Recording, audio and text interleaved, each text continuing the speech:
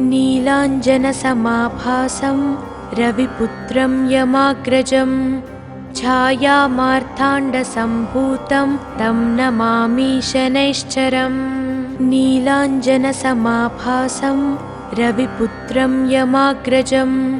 छायामार्ताण्डसम्भूतं तं नमामि शनैश्चरम्। नीलाञ्जनसमाभासं रविपुत्रं यमाग्रजं छायामार्ताण्डसम्भूतं तं नमामि शनैश्चरम्। नीलाञ्जनसमाभासं रविपुत्रं यमाग्रजं छायामार्ताण्डसम्भूतं तं नमामि शनैश्चरम्। नीलाञ्जनसमाभासं रविपुत्रं यमाग्रजं छायामार्ताण्डसम्भूतं तं नमामि शनैश्चरम्। नीलाञ्जनसमाभासं रविपुत्रं यमाग्रजं छायामार्ताण्डसम्भूतं तं नमामि शनैश्चरम्। नीलाञ्जनसमाभासं रविपुत्रं यमाग्रजं छायामार्ताण्डसम्भूतं तं नमामि शनैश्चरम्। नीलाञ्जनसमाभासं रविपुत्रं यमाग्रजं छायामार्ताण्डसम्भूतं तं नमामि शनैश्चरम्। नीलाञ्जनसमाभासं रविपुत्रं यमाग्रजं छायामार्ताण्डसम्भूतं तं नमामि शनैश्चरम्। नीलाञ्जनसमाभासं रविपुत्रं यमाग्रजं छायामार्ताण्डसम्भूतं तं नमामि शनैश्चरम्। नीलाञ्जनसमाभासं रविपुत्रं यमाग्रजं छायामार्ताण्डसम्भूतं तं नमामि शनैश्चरम्। नीलाञ्जनसमाभासं रविपुत्रं यमाग्रजं छायामार्ताण्डसम्भूतं तं नमामि शनैश्चरम्। नीलाञ्जनसमाभासं रविपुत्रं यमाग्रजं छायामार्ताण्डसम्भूतं तं नमामि शनैश्चरम्। नीलाञ्जनसमाभासं रविपुत्रं यमाग्रजं छायामार्ताण्डसम्भूतं तं नमामि शनैश्चरम्। नीलाञ्जनसमाभासं रविपुत्रं यमाग्रजं छायामार्ताण्डसम्भूतं तं नमामि शनैश्चरम्। नीलाञ्जनसमाभासं रविपुत्रं यमाग्रजं छायामार्ताण्डसम्भूतं तं नमामि शनैश्चरम्। नीलाञ्जनसमाभासं रविपुत्रं यमाग्रजं छायामार्ताण्डसम्भूतं तं नमामि शनैश्चरम्। नीलाञ्जनसमाभासं रविपुत्रं यमाग्रजं छायामार्ताण्डसम्भूतं तं नमामि शनैश्चरम्।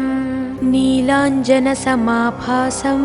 रविपुत्रं यमाग्रजं छायामार्ताण्डसम्भूतं तं नमामि शनैश्चरम्। नीलाञ्जनसमाभासं रविपुत्रं यमाग्रजं छायामार्ताण्डसम्भूतं तं नमामि शनैश्चरम्। नीलाञ्जनसमाभासं रविपुत्रं यमाग्रजं छायामार्ताण्डसम्भूतं तं नमामि शनैश्चरम्। नीलाञ्जनसमाभासं रविपुत्रं यमाग्रजं छायामार्ताण्डसम्भूतं तं नमामि शनैश्चरम्। नीलाञ्जनसमाभासं रविपुत्रं यमाग्रजं छायामार्ताण्डसम्भूतं तं नमामि शनैश्चरम्। नीलाञ्जनसमाभासं रविपुत्रं यमाग्रजं छायामार्ताण्डसम्भूतं तं नमामि शनैश्चरम्। नीलाञ्जनसमाभासं रविपुत्रं यमाग्रजं छायामार्ताण्डसम्भूतं तं नमामि शनैश्चरम्। नीलाञ्जनसमाभासं रविपुत्रं यमाग्रजं छायामार्ताण्डसम्भूतं तं नमामि शनैश्चरम् नीलाञ्जनसमाभासं रविपुत्रं यमाग्रजं छायामार्ताण्डसम्भूतं तं नमामि शनैश्चरम् नीलाञ्जनसमाभासं रविपुत्रं यमाग्रजं छायामार्ताण्डसम्भूतं तं नमामि शनैश्चरम् नीलाञ्जनसमाभासं रविपुत्रं यमाग्रजं छायामार्ताण्डसम्भूतं तं नमामि शनैश्चरम् नीलाञ्जनसमाभासं रविपुत्रं यमाग्रजं छायामार्ताण्डसम्भूतं तं नमामि शनैश्चरम् नीलाञ्जनसमाभासं रविपुत्रं यमाग्रजं छायामार्ताण्डसम्भूतं तं नमामि शनैश्चरम् नीलाञ्जनसमाभासं रविपुत्रं यमाग्रजं छायामार्ताण्डसम्भूतं तं नमामि शनैश्चरम् नीलाञ्जनसमाभासं रविपुत्रं यमाग्रजं छायामार्ताण्डसम्भूतं तं नमामि शनैश्चरम् नीलाञ्जनसमाभासं रविपुत्रं यमाग्रजं छायामार्ताण्डसम्भूतं तं नमामि शनैश्चरम् नीलाञ्जनसमाभासं रविपुत्रं यमाग्रजं छायामार्ताण्डसम्भूतं तं नमामि शनैश्चरम् नीलाञ्जनसमाभासं रविपुत्रं यमाग्रजं छायामार्ताण्डसम्भूतं तं नमामि शनैश्चरम् नीलाञ्जनसमाभासं रविपुत्रं यमाग्रजं छायामार्ताण्डसम्भूतं तं नमामि शनैश्चरम् नीलाञ्जनसमाभासं रविपुत्रं यमाग्रजं छायामार्ताण्डसम्भूतं तं नमामि शनैश्चरम् नीलाञ्जनसमाभासं रविपुत्रं यमाग्रजं छायामार्ताण्डसम्भूतं तं नमामि शनैश्चरम् नीलाञ्जनसमाभासं रविपुत्रं यमाग्रजं छायामार्ताण्डसम्भूतं तं नमामि शनैश्चरम् नीलाञ्जनसमाभासं रविपुत्रं यमाग्रजं छायामार्ताण्डसम्भूतं तं नमामि शनैश्चरम् नीलाञ्जनसमाभासं रविपुत्रं यमाग्रजं छायामार्ताण्डसम्भूतं तं नमामि शनैश्चरम् नीलाञ्जनसमाभासं रविपुत्रं यमाग्रजं छायामार्ताण्डसम्भूतं तं नमामि शनैश्चरम् नीलाञ्जनसमाभासं रविपुत्रं यमाग्रजं छायामार्ताण्डसम्भूतं तं नमामि शनैश्चरम् नीलाञ्जनसमाभासं रविपुत्रं यमाग्रजं छायामार्ताण्डसम्भूतं तं नमामि शनैश्चरम् नीलाञ्जनसमाभासं रविपुत्रं यमाग्रजं छायामार्ताण्डसम्भूतं तं नमामि शनैश्चरम् नीलाञ्जनसमाभासं रविपुत्रं यमाग्रजं छायामार्ताण्डसम्भूतं तं नमामि शनैश्चरम् नीलाञ्जनसमाभासं रविपुत्रं यमाग्रजं छायामार्ताण्डसम्भूतं तं नमामि शनैश्चरम् नीलाञ्जनसमाभासं रविपुत्रं यमाग्रजं छायामार्ताण्डसम्भूतं तं नमामि शनैश्चरम् नीलाञ्जनसमाभासं रविपुत्रं यमाग्रजं छायामार्ताण्डसम्भूतं तं नमामि शनैश्चरम् नीलाञ्जनसमाभासं रविपुत्रं यमाग्रजं छायामार्ताण्डसम्भूतं तं नमामि शनैश्चरम् नीलाञ्जनसमाभासं रविपुत्रं यमाग्रजं छायामार्ताण्डसम्भूतं तं नमामि शनैश्चरम् नीलाञ्जनसमाभासं रविपुत्रं यमाग्रजं छायामार्ताण्डसम्भूतं तं नमामि शनैश्चरम् नीलाञ्जनसमाभासं रविपुत्रं यमाग्रजं छायामार्ताण्डसम्भूतं तं नमामि शनैश्चरम् नीलाञ्जनसमाभासं रविपुत्रं यमाग्रजं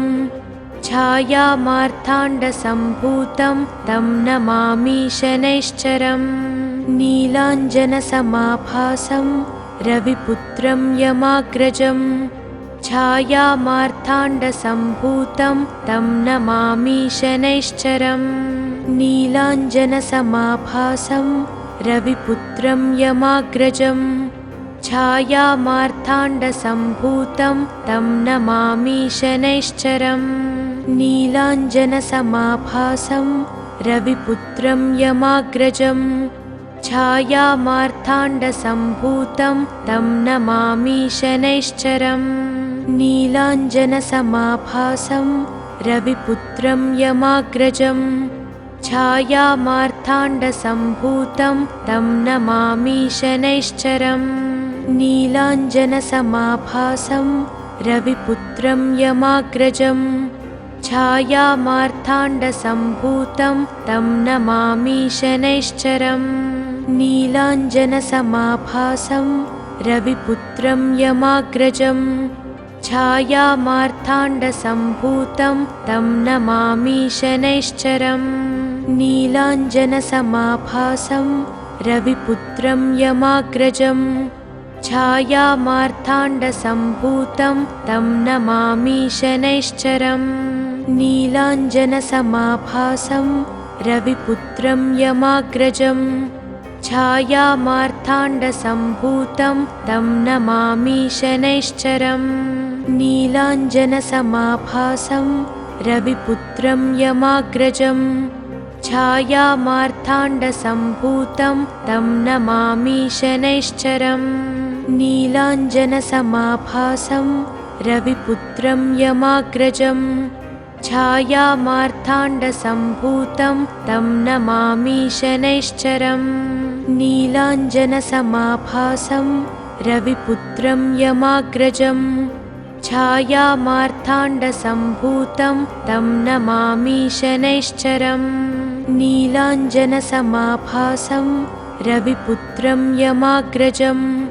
छायामार्ताण्डसम्भूतं तं नमामि शनैश्चरम् नीलाञ्जनसमाभासं रविपुत्रं यमाग्रजं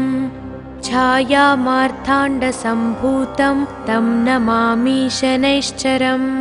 नीलाञ्जनसमाभासं रविपुत्रं यमाग्रजं छायामार्ताण्डसम्भूतं तं नमामि शनैश्चरम् नीलाञ्जनसमाभासं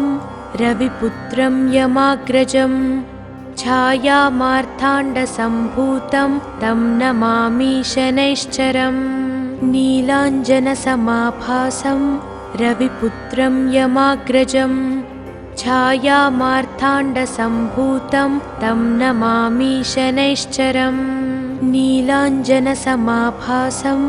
रविपुत्रं यमाग्रजं छायामार्ताण्डसम्भूतं तं नमामि शनैश्चरम् नीलाञ्जनसमाभासं रविपुत्रं यमाग्रजं छायामार्ताण्डसम्भूतं तं नमामि शनैश्चरम् नीलाञ्जनसमाभासं रविपुत्रं यमाग्रजं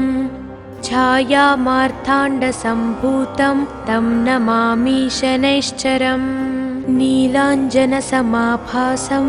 रविपुत्रं यमाग्रजं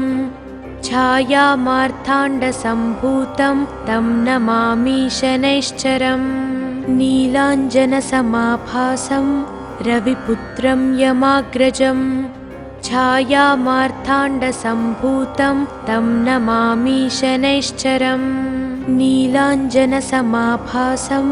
रविपुत्रं यमाग्रजं छायामार्ताण्डसम्भूतं तं नमामि शनैश्चरम् नीलाञ्जनसमाभासं रविपुत्रं यमाग्रजं छायामार्ताण्डसम्भूतं तं नमामि शनैश्चरम् नीलाञ्जनसमाभासं रविपुत्रं यमाग्रजं छायामार्ताण्डसम्भूतं तं नमामि शनैश्चरम् नीलाञ्जनसमाभासं रविपुत्रं यमाग्रजं छायामार्ताण्डसम्भूतं तं नमामि शनैश्चरम् नीलाञ्जनसमाभासं रविपुत्रं यमाग्रजं छायामार्ताण्डसम्भूतं तं नमामि शनैश्चरम् नीलाञ्जनसमाभासं रविपुत्रं यमाग्रजं छायामार्ताण्डसम्भूतं तं नमामि शनैश्चरम् नीलाञ्जनसमाभासं रविपुत्रं यमाग्रजं छायामार्ताण्डसम्भूतं तं नमामि शनैश्चरम् नीलाञ्जनसमाभासं रविपुत्रं यमाग्रजं छायामार्ताण्डसम्भूतं तं नमामि शनैश्चरम् नीलाञ्जनसमाभासं रविपुत्रं यमाग्रजं छायामार्ताण्डसम्भूतं तं नमामि शनैश्चरम् नीलाञ्जनसमाभासं रविपुत्रं यमाग्रजं छायामार्ताण्डसम्भूतं तं नमामि शनैश्चरम् नीलाञ्जनसमाभासं रविपुत्रं यमाग्रजं छायामार्ताण्डसम्भूतं तं नमामि शनैश्चरम् नीलाञ्जनसमाभासं रविपुत्रं यमाग्रजं छायामार्ताण्डसम्भूतं तं नमामि शनैश्चरम् नीलाञ्जनसमाभासं रविपुत्रं यमाग्रजं छायामार्ताण्डसम्भूतं तं नमामि शनैश्चरम् नीलाञ्जनसमाभासं रविपुत्रं यमाग्रजं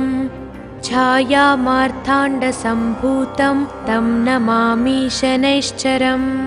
नीलाञ्जनसमाभासं रविपुत्रं यमाग्रजं छायामार्ताण्डसम्भूतं तं नमामि शनैश्चरम् नीलाञ्जनसमाभासं रविपुत्रं यमाग्रजं छायामार्ताण्डसम्भूतं तं नमामि शनैश्चरम् नीलाञ्जनसमाभासं रविपुत्रं यमाग्रजं छायामार्ताण्डसम्भूतं तं नमामि शनैश्चरम् नीलाञ्जनसमाभासं रविपुत्रं यमाग्रजं छायामार्ताण्डसम्भूतं तं नमामि शनैश्चरम् नीलाञ्जनसमाभासं रविपुत्रं यमाग्रजं छायामार्ताण्डसम्भूतं तं नमामि शनैश्चरम् नीलाञ्जनसमाभासं रविपुत्रं यमाग्रजं छायामार्ताण्डसम्भूतं तं नमामि शनैश्चरम् नीलाञ्जनसमाभासं रविपुत्रं यमाग्रजं छायामार्ताण्डसम्भूतं तं नमामि शनैश्चरम् नीलाञ्जनसमाभासं रविपुत्रं यमाग्रजं छायामार्ताण्डसम्भूतं तं नमामि शनैश्चरम् नीलाञ्जनसमाभासं रविपुत्रं यमाग्रजं छायामार्ताण्डसम्भूतं तं नमामि शनैश्चरम् नीलाञ्जनसमाभासं रविपुत्रं यमाग्रजं छायामार्ताण्डसम्भूतं तं नमामि शनैश्चरम् नीलाञ्जनसमाभासं रविपुत्रं यमाग्रजं छायामार्ताण्डसम्भूतं तं नमामि शनैश्चरम् नीलाञ्जनसमाभासं रविपुत्रं यमाग्रजं छायामार्ताण्डसम्भूतं तं नमामि शनैश्चरम् नीलाञ्जनसमाभासं रविपुत्रं यमाग्रजं छायामार्ताण्डसम्भूतं तं नमामि शनैश्चरम् नीलाञ्जनसमाभासं रविपुत्रं यमाग्रजं छायामार्ताण्डसम्भूतं तं नमामि शनैश्चरम् नीलाञ्जनसमाभासं रविपुत्रं यमाग्रजं छायामार्ताण्डसम्भूतं तं नमामि शनैश्चरम् नीलाञ्जनसमाभासं रविपुत्रं यमाग्रजं छायामार्ताण्डसम्भूतं तं नमामि शनैश्चरम् नीलाञ्जनसमाभासं रविपुत्रं यमाग्रजं छायामार्ताण्डसम्भूतं तं नमामि शनैश्चरम् नीलाञ्जनसमाभासं रविपुत्रं यमाग्रजं छायामार्ताण्डसम्भूतं तं नमामि शनैश्चरम्। ఈ వీడియో కనుక మీకు నచ్చితే వెంటనే లైక్ కొట్టి షేర్ చేయండి. మరిన్ని వీడియోస్ చూడాలనుకుంటే వెంటనే సబ్స్క్రైబ్ చేయండి. థాంక్యూ.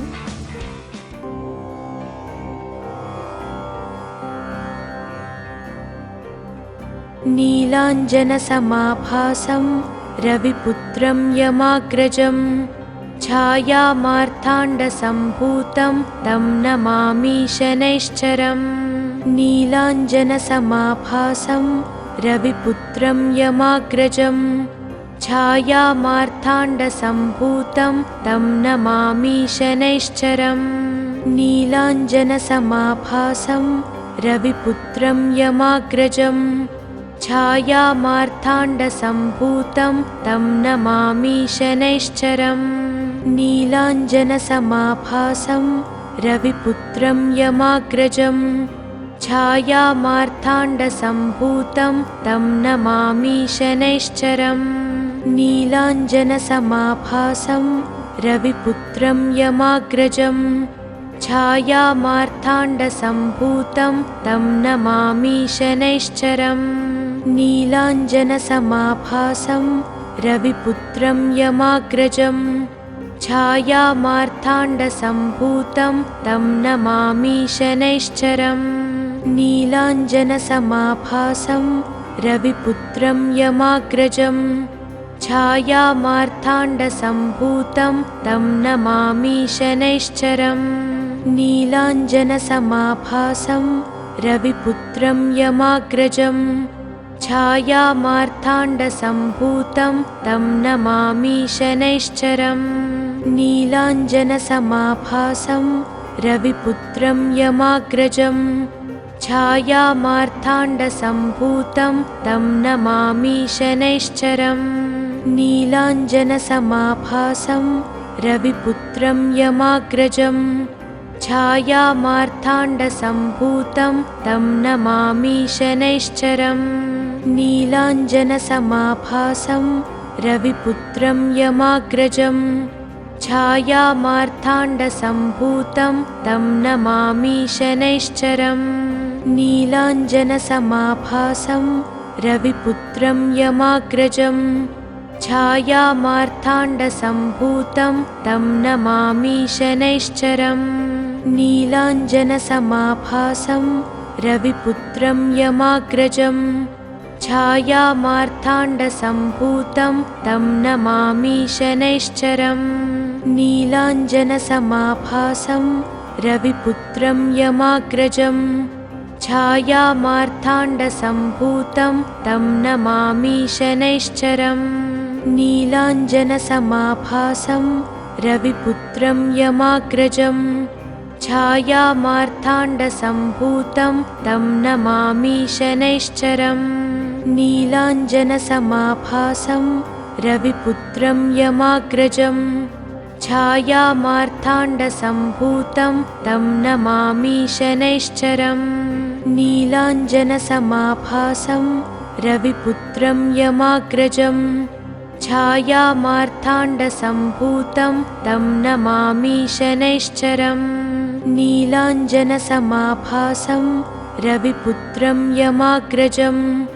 छायामार्ताण्डसम्भूतं तं नमामि शनैश्चरम् नीलाञ्जनसमाभासं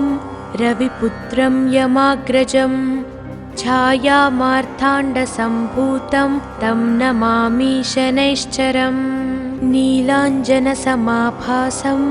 रविपुत्रं यमाग्रजं छायामार्ताण्डसम्भूतं तं नमामि शनैश्चरम् नीलाञ्जनसमाभासं रविपुत्रं यमाग्रजं छायामार्ताण्डसम्भूतं तं नमामि शनैश्चरम् नीलाञ्जनसमाभासं रविपुत्रं यमाग्रजं छायामार्ताण्डसम्भूतं तं नमामि शनैश्चरम् नीलाञ्जनसमाभासं रविपुत्रं यमाग्रजं छायामार्ताण्डसम्भूतं तं नमामि शनैश्चरम् नीलाञ्जनसमाभासं रविपुत्रं यमाग्रजं छायामार्ताण्डसम्भूतं तं नमामि शनैश्चरम् नीलाञ्जनसमाभासं रविपुत्रं यमाग्रजं छायामार्ताण्डसम्भूतं तं नमामि शनैश्चरम् नीलाञ्जनसमाभासं रविपुत्रं यमाग्रजं छायामार्ताण्डसम्भूतं तं नमामि शनैश्चरम् नीलाञ्जनसमाभासं रविपुत्रं यमाग्रजं छायामार्ताण्डसम्भूतं तं नमामि शनैश्चरम् नीलाञ्जनसमाभासं रविपुत्रं यमाग्रजं छायामार्ताण्डसम्भूतं तं नमामि शनैश्चरम् नीलाञ्जनसमाभासं रविपुत्रं यमाग्रजं छायामार्ताण्डसम्भूतं तं नमामि शनैश्चरम् नीलाञ्जनसमाभासं रविपुत्रं यमाग्रजं छायामार्ताण्डसम्भूतं तं नमामि शनैश्चरम् नीलाञ्जनसमाभासं रविपुत्रं यमाग्रजं छायामार्ताण्डसम्भूतं तं नमामि शनैश्चरम् नीलाञ्जनसमाभासं रविपुत्रं यमाग्रजं छायामार्ताण्डसम्भूतं तं नमामि शनैश्चरम् नीलाञ्जनसमाभासं रविपुत्रं यमाग्रजं छायामार्ताण्डसम्भूतं तं नमामि शनैश्चरम् नीलाञ्जनसमाभासं रविपुत्रं यमाग्रजं छायामार्ताण्डसम्भूतं तं नमामि शनैश्चरम् नीलाञ्जनसमाभासं रविपुत्रं यमाग्रजं छायामार्ताण्डसम्भूतं तं नमामि शनैश्चरम् नीलाञ्जनसमाभासं रविपुत्रं यमाग्रजं छायामार्ताण्डसम्भूतं तं नमामि शनैश्चरम् नीलाञ्जनसमाभासं रविपुत्रं यमाग्रजं छायामार्ताण्डसम्भूतं तं नमामि शनैश्चरम् नीलाञ्जनसमाभासं रविपुत्रं यमाग्रजं छायामार्ताण्डसम्भूतं तं नमामि शनैश्चरम् नीलाञ्जनसमाभासं रविपुत्रं यमाग्रजं छायामार्ताण्डसम्भूतं तं नमामि शनैश्चरम् नीलाञ्जनसमाभासं रविपुत्रं यमाग्रजं छायामार्ताण्डसम्भूतं तं नमामि शनैश्चरम् नीलाञ्जनसमाभासं रविपुत्रं यमाग्रजं छायामार्ताण्डसम्भूतं तं नमामि शनैश्चरम् नीलाञ्जनसमाभासं रविपुत्रं यमाग्रजं छायामार्ताण्डसम्भूतं तं नमामि